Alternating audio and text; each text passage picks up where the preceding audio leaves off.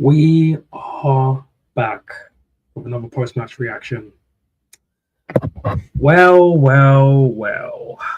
I mean, to be honest, this is a very different post-match reaction than I thought it was going to be. Why am I all grainy? It really looked like we were going to bowl this game, but we managed to somehow win 4-1. It's knowing we couldn't get the clean sheet at the end, but it is what it is. We take those. Where do I start? So, yeah, the first half, especially the first 15, 20 minutes, I think we were poor in possession. I think Aston Villa were cutting us open, to be honest. They were hitting us on the counter. Our midfield looked open, really open. Marino in midfield, it doesn't work. It really doesn't work. Burrito, Odegaard, Zubimendi, that midfield does not work. I don't want to ever see that midfield again. Honestly, it's really not ideal. It's really not ideal. I mean, the thing is, right? I don't understand why Arteta doesn't play Lewis Skelly in midfield. He's a lefty. He's a midfielder. I think in terms of playing in midfield, he's better. In fact, I would have even rather seen Havertz in midfield because at least then you get a little bit better in terms of an attacking sense. And you get a bit more strength as well. Even though, because Marino's always rolling around on the floor. And what was he doing in the second half when he could have got himself sent off? I don't know what the hell he's playing at there doing that crap. I don't know what he's playing at. But he got away with it. He was lucky as well because that's a second yellow. Had his hands all wrapped around him. Not good enough for me. Next point I want to talk about, Gyökeres. Gyökeres' form, boy. Can't defend you anymore, bro. I haven't bet 50 quid that you'd get 20 Premier League goals this season. It's not looking good for me, man. I might be fried. I might be absolutely fried. It's not looking good. I mean, boy. The hold-up play, your dribbling, I just don't really understand what you have to offer. I mean, we don't play into your strength, which is getting the ball ahead of you, so you can hit it first time or you can get clean strikes away. But even still, bro, your dribbling is looking like Martinelli, man. It's looking poor. It's looking really bad, man. It's looking really bad. And I was a big fan of you. I was a big fan of the signing, but you're not Gyökeres, man. I mean, does Arteta need to change the system? Do you need to be dropped? I mean, now that Havertz is back and Jesus has just scored, it's really not looking good for you. You might end up becoming a squad player, bro. 27 and peak of your powers, you could become a squad player. I mean, it is what it is. Definitely a tale of two halves. The first half, we were awful. I think we were getting pressed. Do I rock? What does that mean? I'm not sure what you mean by that, mate. Odegaard definitely stepped. There was finally a captain's performance from my captain. Getting the ball, he wasn't picking up the ball for the centre backs. He was letting Zubimendi do his job, being a deep line playmaker. Getting the ball, giving it to the wingers. Even though I don't think Saka got in the game that much today, which is weird because actually a lot of our attacks went down the left hand side, which is unusual because usually a lot of our attacks go down the right hand side. But Odegaard obviously gets the assist for the Zubimendi goal. So I think he played really well, especially in the second half. You could see there was a little more attacking intent, some really good touches. He was shooting outside the box. He wasn't overpassing. So you know what? 2 games in a row. What are you saying, bro? What are you saying, Zach? How's it going? I'm just doing a quick post-match stream. I've been ill, man. What's up, Meteor? What are you saying? Shout out to the chat.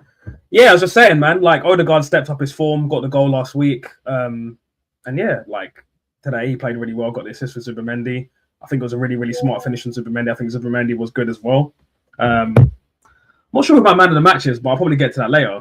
How you doing, mate? How you doing? Big up to you, mate. Big up to you. But next point I want to go on is Trossard is probably our best forward right now. That finish for the third goal was unbelievable. I mean, he's probably been our most clutch player for the last since we signed him in 22-23. He just always pops up with really important goals. Whether it's the 1-0 goal, whether it's the 2-1 goal, or whether it's the game-killing goal, Trossard can always kind of produce moments out of magic out of nothing. And it kind of gets me to my next point where I'm looking at Saka, I'm looking at the right-hand side, and the right-hand side was kind of poor today. I don't think Timber had his best game, which is fair. He was injured. He's come back from injury and he was straight in the starting lineup. But Saka, man, I feel for him, man, because since he snapped his hamstring, he's not really been the same player. You can see the desperation in his game. You can see he's lost about half a yard of pace, and you can see he just wants to be on the score sheet. He wants to be in and amongst it, but he's not really playing that. He's not playing good enough, in my opinion. I think I said last week that I wanted Madueke to actually start, give Saka a bit of a rest and have a bit of rotation. I think that's the reason why we bought Madueke, to kind of rotate with Saka and let him rest, especially when he's dropping the stinkers. It's good to have the next point I want to talk about. It's good to have Gabriel Jesus come back off the bench. He's slowly integrated back into the team. Obviously, he came on literally within, I think, a minute and a half. He got the goal. Absolutely techie finish, man. This guy has got so much tech. One of the best, probably one of the most technically gifted players in our team at the moment. And yeah, beautiful finish. Nice assist from Trossard, getting the goal and the assist. And yeah, love the celebration. I belong to Jesus. Love it. Yeah, I mean, I'm so glad to have him back, because I did say in a couple of streams ago that if out of all the attacking players that are coming back from big long-term injuries, I think Gabriel Jesus will probably offer us the most. And right now, he's looking like a better striker than Gyökeres. Gyökeres is looking, honestly, he's looking like a dud, man. He's looking like a real fucking dud, man. Saka looks like he's going to spaces he didn't used to, because he's so thirsty. Exactly, Zach, you got it spot on, man. He's you can see the desperation in his game. Like, he looks thirsty, bro.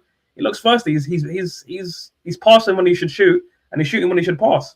And to be honest, I think he should be dropped. I think it's unfair, which kind of leads me to my next point, which is Ethan Nwaneri not even making a squad today, which for me is criminal, because last season, when everyone was injured, Nwaneri basically carried us, man. Nwaneri basically carried us. I mean, I think he's been kind of hard done by the manager, to be honest. I think he'll go on loan. I'm hearing rumors of Bournemouth. I'm hearing rumors of Brentford. So I think he'll definitely go on loan. But I think it's sad, man. I think he's a really, really good player. And to be honest, I think if Saka's going to drop these stinkers, I'd drop him for Nwaneri. But obviously the manager doesn't trust him in the middle, doesn't trust him on the wing, and he's probably going to go on loan and probably eventually be sold, which I think will be a real shame. Yeah, I don't know really what else to say. Gabriel getting the corner goal. I mean, set piece FC Ole can only be done with Gabriel Magalhaes in the team. Solid defensive performance. Got the goal, and it's just so good to have him back, man. He's just so world class. He's our best player. In my opinion, best centre back in the world. Yeah, he's so good, and he just makes us play so much better. He's a threat in both boxes, and it's such a nice feeling to just have our back four back. Obviously Calafiori is injured, but I actually prefer Nkape at left back anyway. So